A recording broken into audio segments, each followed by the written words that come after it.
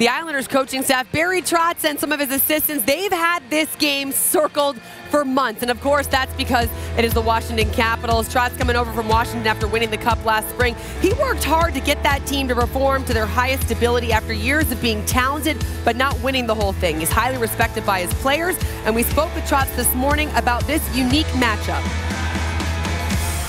From my standpoint, like I said, it's the bond I have with that group of players and the organization. Obviously, winning a cup is that's everlasting. It's undeniable.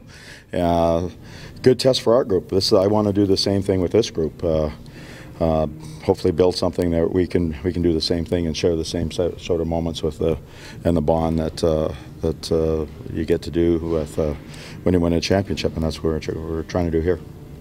What we went through the last 4 years was pretty incredible in terms of the wins and losses and some of the hard times and some of the good times, and we all shared that together, and that's why that bond will be there for forever with that group of young men. And like I said, my whole deal right now is trying to do the same thing with these young men on this side. We've got some great people and those memories, but it is closure. I'm a New York Islander. I'm not a Washington Capital.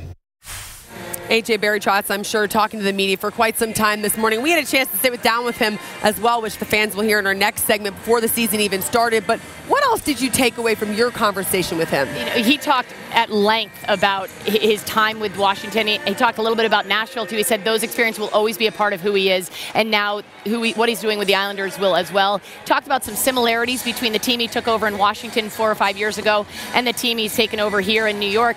But what really stuck out to me was he talked about his day with the Cup.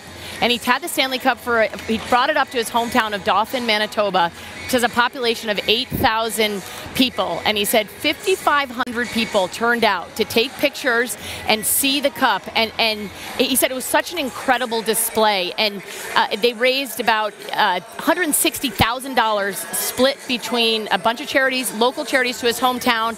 And one thing that stuck with me, he said that he took the Cup to his backyard at about 11 p.m. with just his immediate family after this mayhem all day, all of these local people coming out.